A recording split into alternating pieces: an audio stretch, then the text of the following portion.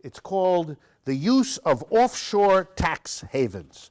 Here's a wonderful report, also done over the last month since we were here, called Offshore Shell Games: The Use of Offshore Tax Havens by Fortune 500 Companies.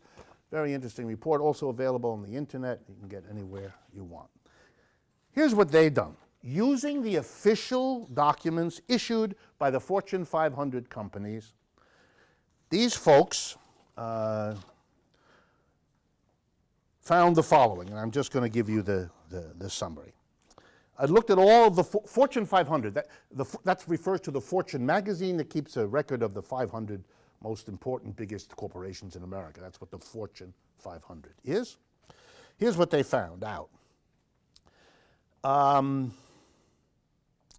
of the Fortune 500, 362 companies, that's 72% of them, operate subsidiaries in tax haven jurisdictions outside the United States in 2013. So 3/4 of the biggest corporations in America have these subsidiaries. 64% of these, that is 2/3 of them, have them in at least one of their subsidiaries in either Bermuda or the Cayman Islands.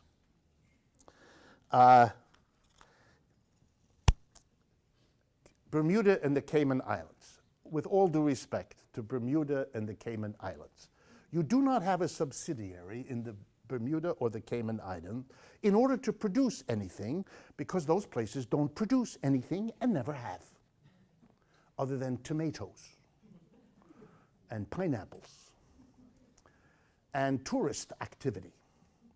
Other than that, they run out of things to do in those places. There are approximately 5,000 or 6,000 subsidiaries of American corporations located in these two sunny places. What are they doing there? Are they producing something? No, never have. Are they shipping something? No, never have. Are they receiving anything? No, never have. What are they doing?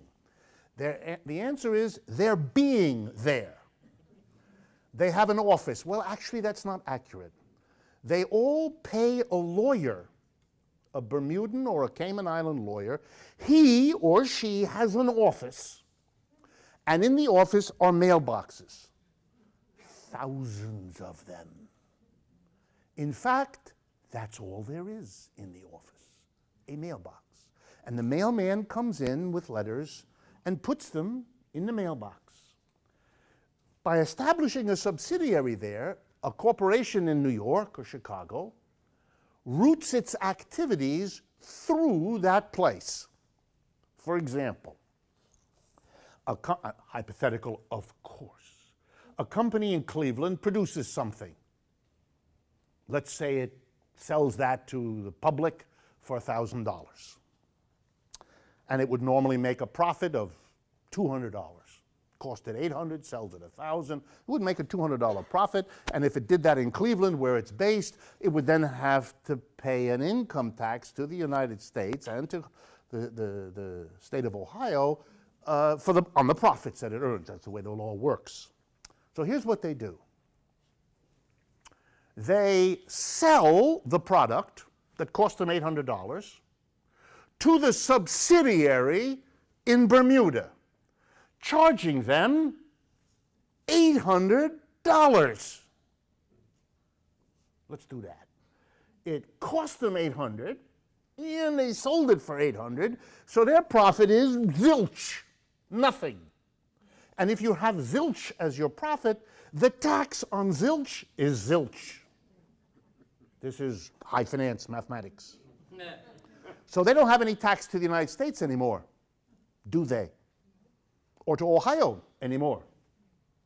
The subsidiary in Bermuda, having purchased this good for $800 from the parent company, now proceeds to sell it to the American customers for the $1,000, meaning that the subsidiary in Bermuda gets a $200 profit. They bought something for $800, they sold it for $1,000, they made $200, which is good for the parent company because the income tax in Bermuda is zilch.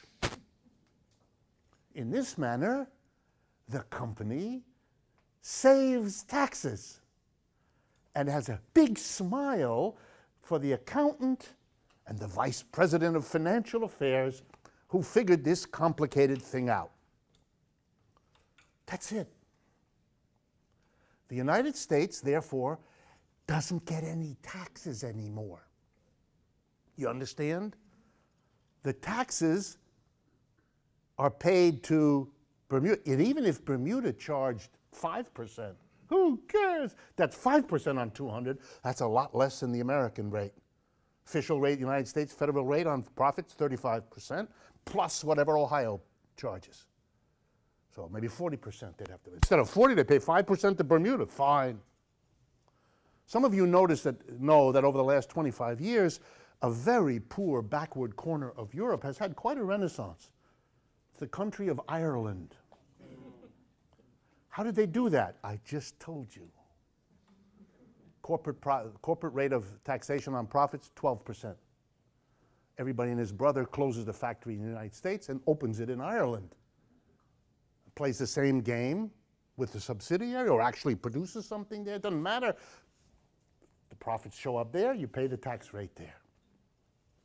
You understand? Estimate of this report, something on the order of $112 billion a year lost to the American government because companies do this. Now let's be real clear. If companies do this, they do it to escape taxes. They're not going to Bermuda for any other purpose. Nobody in the company ever goes to Bermuda. They have a lawyer. They pay him a few $1,000s a year, and they pay the local post office for the box. That's it. The rest is done by the accountant in their office. The end result, the United States government is out $150 billion, leaving the United States government with two choices.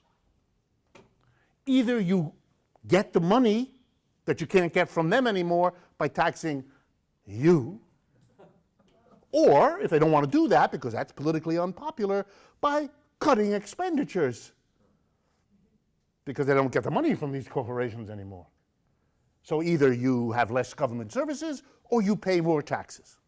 So once again, on behalf of America's leading corporations, I want to say to all of you, thank you. Very kind of you to permit me to do this. Second way this is done.